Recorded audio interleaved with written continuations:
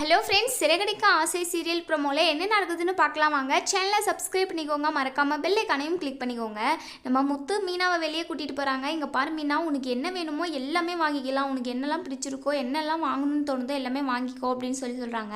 நம்ம மீனா இருந்துட்டு எனக்கு எதுவுமே வேண்டாங்க அப்படின்னு சொல்லி பேசிக்கிட்டு இருக்காங்க. அப்போ தான் நம்ம செல்வம் வராங்க.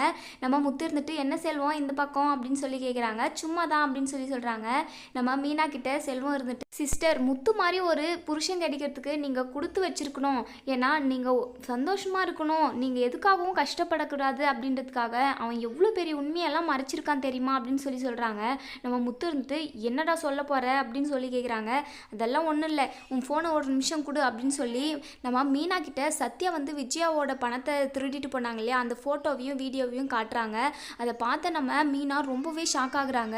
ஏங்க இங்கே பாருங்க, சத்யா அத்தை கையில் இருந்த ஹேண்ட்பேக்கை பிடுங்கிட்டு ஓடுறான் அப்படின்னு சொல்லி சொல்கிறாங்க.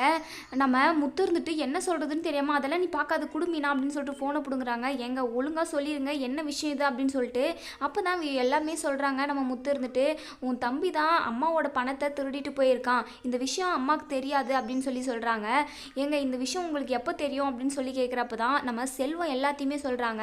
இதை கேட்க வந்துதாம்மா சத்யாவோட கையை அடித்து உடச்சி நிறைய பிரச்சனை வந்துருச்சு, இதனால தான் உன் தம்பி கையவே முத்து உடைச்சான், நிறைய பிரச்சனை போயிடுச்சு, உன் தம்பி முத்து மேலேயே கையை வச்சிட்டான் அப்படின்னு சொல்லி சொல்கிறாங்க.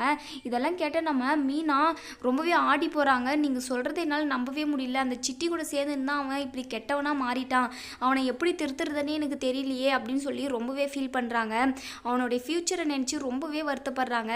நம்ம முத்து இருந்துட்டு மீனா நீ எதுக்காகவும் கவலைப்படாத, அவனை நான் திருத்த வேண்டியது என்னுடைய பொறுப்பு அப்படின்னு சொல்லி சொல்கிறாங்க.